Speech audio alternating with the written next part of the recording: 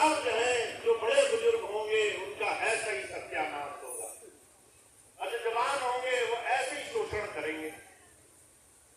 अब ये बात सुनी, पिता पुत्र ने सोचा बात तो ये भी सही है, मर्यादा तो यहां भी खराब होती है। पुत्र नीचे उतर गया और पिताजी को ऊपर बिठा दिया। चौथा गांव पड़ा। जब चौथे गांव में चारों तरफ के वहां लोग बैठे बोलने लगे, कहने लगे ऐसा बाप है, लड़का नीचे चल रहा है और बाप ऊपर बैठा है, इसे कुछ ख्याल नहीं है, ये बच्चों का नहीं सोचेगा।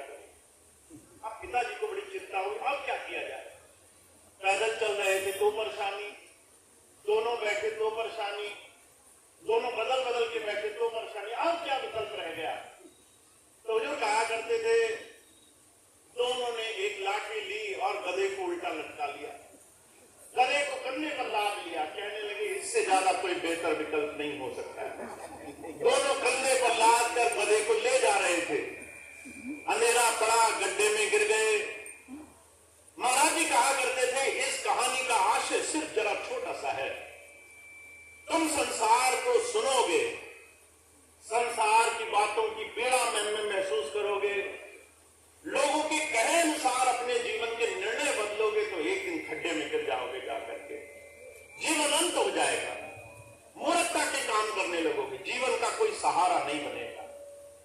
जब संत आते हैं कहते हैं आश्चर्य ये है कि हम सब दुनिया की सोच सोच करके, सुन सुन करके जी रहे हैं, शायद ही कोई ऐसा हो जिसे लोगों की बात सुनकर